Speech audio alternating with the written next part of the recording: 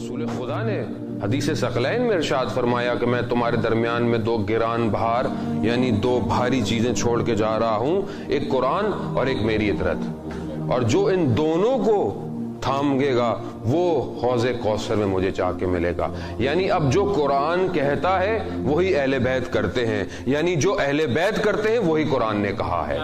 کربلا راہ ہدایت ہے۔ کیسے ہدایت ہے؟ کہ دیکھیں جب تک ہم قرآن کو اپنی زندگی میں شامل نہیں کریں گے ہم ہدایت نہیں پا سکتے۔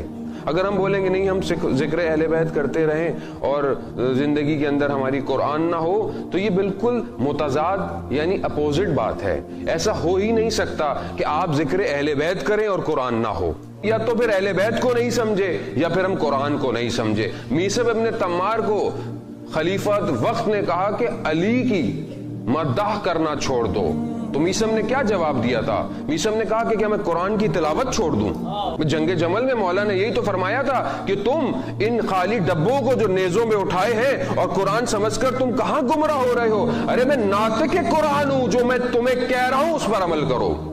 ہم اپنی زندگی میں چاہتے ہیں عمل کرنا تو پھر اہل بیت کو ویسے سمجھیں جیسے قرآن نے کہا ہے۔ کسی مردے کا انتقال ہو جاتا ہے، اس کو بخشنے کے لیے قرآن کھولتے ہیں، مگر وہ قرآن جو زندوں کو ہدایت نہیں دے پا رہا وہ مردے کو کیا کرے گا؟